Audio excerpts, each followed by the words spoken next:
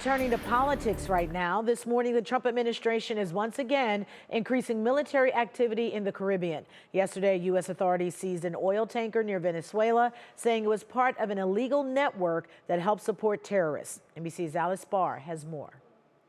This morning, tensions with Venezuela sharply escalating, with the Venezuelan government accusing the U.S. of, quote, a blatant theft and an act of international piracy over this moment when elite Coast Guard forces, according to two U.S. officials, rappel out of helicopters onto a massive oil tanker off Venezuela, executing what Attorney General Pam Bondi called a seizure warrant. We've just seized a tanker on the coast of Venezuela, large tanker, very large.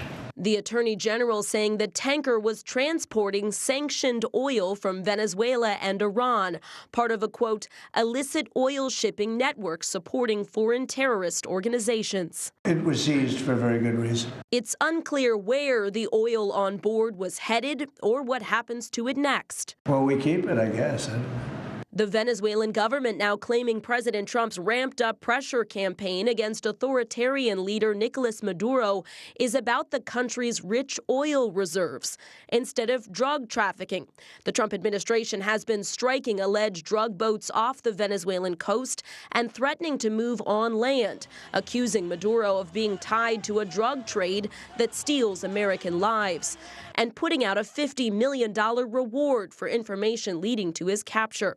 Maduro denies the allegations, and while he says his country is ready to fight, at a Wednesday rally, he addressed Americans who don't want war. Don't worry, be happy. All as President Trump suggested Colombia may be next in his fight against the drug trade.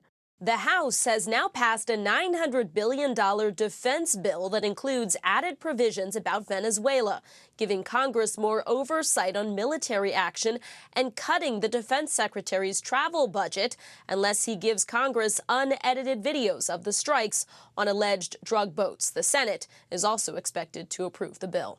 In Washington, Alice Barr, NBC News.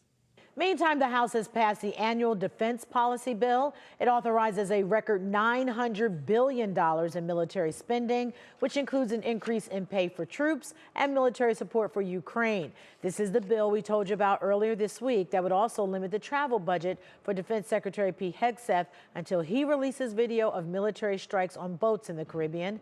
The Senate is expected to pass the bill next week, and President Trump has said he will sign it.